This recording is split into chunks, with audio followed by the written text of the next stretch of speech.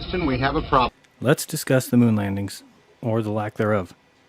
I find it so important because if NASA went to the moon, then they know it all. The size of the sun, the distance, the gravity, the orbits. They know it all. But if we didn't go, well, that changes it all. Let's read a quote here first to start off. One of the saddest lessons of history is this. If we've been bamboozled long enough, we tend to reject any evidence of the bamboozle. We're no longer interested in finding out the truth. The bamboozle has captured us. It's simply too painful to acknowledge, even to ourselves, that we've been taken. Once you give a charlatan power over you, you almost never get it back. Surprisingly, that quote is from Carl Sagan. Of course, he is talking about religion and how we were fooled, and then when we are confronted with the evidence of the bamboozle, we reject it. It's just too painful to acknowledge. But truth be told, science can also pull off a bamboozle of its own, especially if they were able to put something in textbooks and then call anyone who questions it a nut job. Here's another great quote from Carl Sagan. Finding the occasional straw of truth awash in a great ocean of confusion and bamboozle requires intelligence, vigilance, dedication, and courage. But if we don't practice these tough habits of thought, we cannot hope to solve the truly serious problems that face us, and we risk becoming a nation of suckers up for grabs by the next charlatan who comes along. And finally, a third quote from Sagan. If we are not able to ask skeptical questions, to interrogate those who tell us that something is true, to be skeptical of those in authority, then we are up for grabs for the next charlatan, political or religious, who comes rambling along. And so that's what I'm doing. Being skeptical, asking questions. Like, why are the facts around the moon landing easily forgotten? Let's start with Neil Armstrong and his greatest memory, that first step. One small step. It was a step, right? Or was it a leap? Let's see if he can recall. Men walk on moon. The stage, the scene was this. Sunday, July 20th, as for the first time in our world's history, at 4:18, landing on the moon. After several hours in the module, at 10:56 p.m., one Neil Armstrong emerged, stepped down, placed his foot on the moon, and said, "That's one small step for man, one giant leap for mankind." And why did you say those words, Neil Armstrong? Well, it was a natural thing. It was a step off the lunar module, a very short step, only about 6 inches down from the step. But more than a third of a million Americans had been working for a decade to make this happen, and it had been a lifelong dream. So it was a big step for all of those people. So you may have noticed there that Armstrong said that more than a third of a million Americans had worked for a decade to make this happen, and that it was a big step for all of those people. He also says it was a small 6-inch step. Now listen to this. Okay, I can leave that 1 foot up there and both hands down to about the 4th rung up. There you go. Okay, now I think I'll do the same.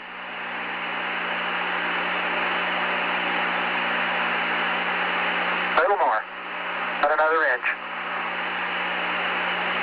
There, you got it? That's a good step. Yep. About a 3-footer. Very short step, only about 6 inches down from the step.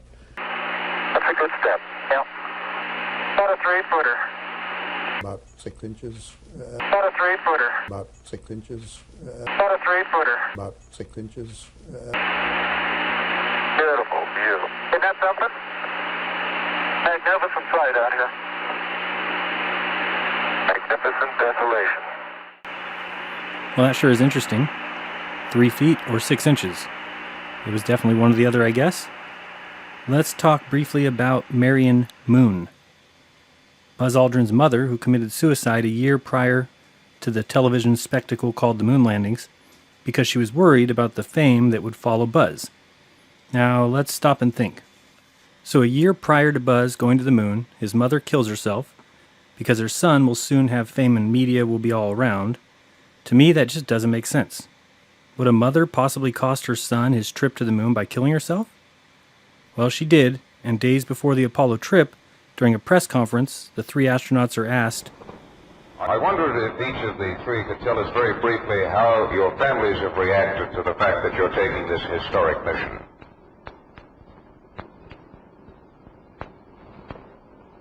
Well, who wants to take a crack? Well, I think my particular case, my family has had 5 years now to become accustomed to this eventuality, and over 6 months to face it quite closely. And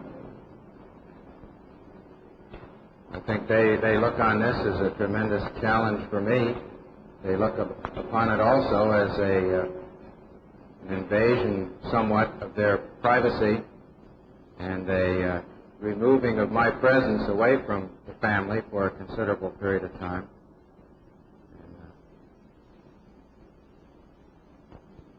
I'm not sure exactly whether this is the overriding feature over and above some of the other more pleasant aspects of the particular job that I have as far as it affects my family.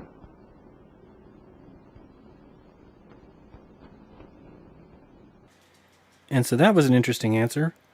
Of course, he can't say his mother committed suicide because Buzz and his family, according to Buzz's book, told the coroner to lie about his mother's death and to say it was heart problems, and then only after the fact did Buzz come out and say that his mother, much like his grandfather, committed suicide.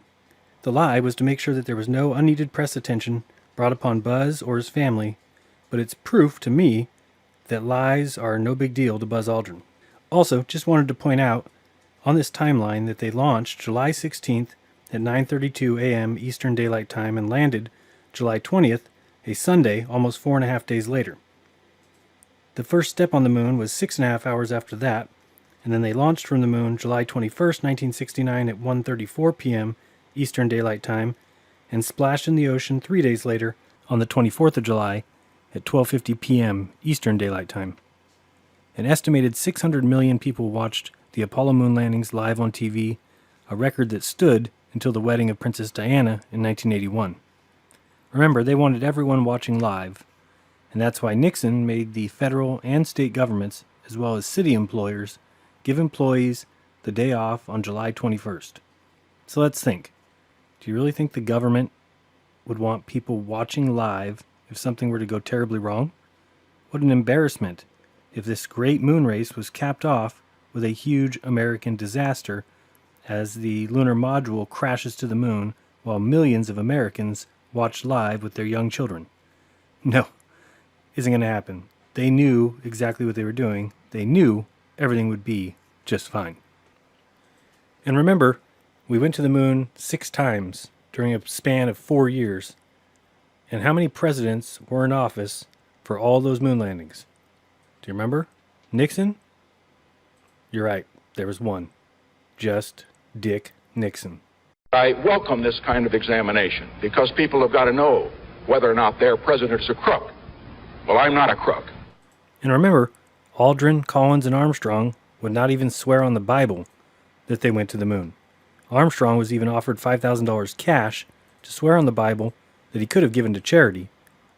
He declined, saying to Sibrel, "Knowing you, Mr. Sibrel, that's probably a fake Bible," which makes 0 sense. And you can add to that the fact that every Apollo mission made its own patch, and all of them were filled with their names, except Apollo 11. Again, important to point out the launch day of July 16, 1969, and the importance of Stanley Kubrick writing into his contract that he wanted Eyes Wide Shut to be released on July 16, 1999, the 30-year anniversary of the Apollo launch. Now, that did happen, but Kubrick didn't get to see that happen as he died on March 7, 1999, which was only 4 days after he showed the trial cut to Warner Brothers and 6 days after he showed it to the stars and his family. So one interesting thing is that March 7th, 1999, is the 66th day of that year. Also interesting is from that date of March 7th, 1999, until the end of 2000, the end of the millennium, was exactly 666 days. The next day being 1/1/2001, and of course, we all remember Stanley Kubrick's film 2001: A Space Odyssey. So yes, 666 days until the start of the new millennium. Now some people might say, wait a second, the new millennium started January 1st, 2000. But that's not exactly correct. Remember, 1999 and 2000 are both a part of the 20th century. We're now in the 21st century because the last year of this century will be 2100.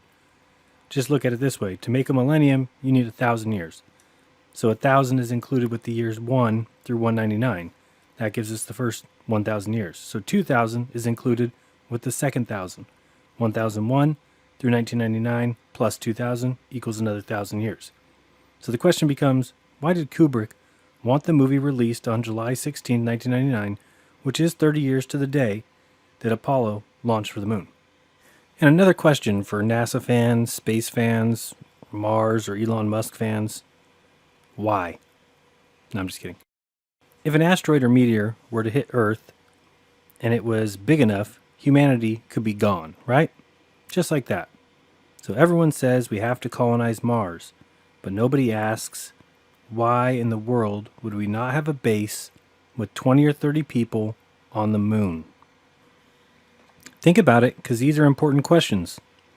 We've been there 6 times, and this would protect humanity from destruction. If a giant meteor ever hit Earth, we'd be able to repopulate. But we have no moon base. Why not? Well, pretty simple, because we can't go. That's why.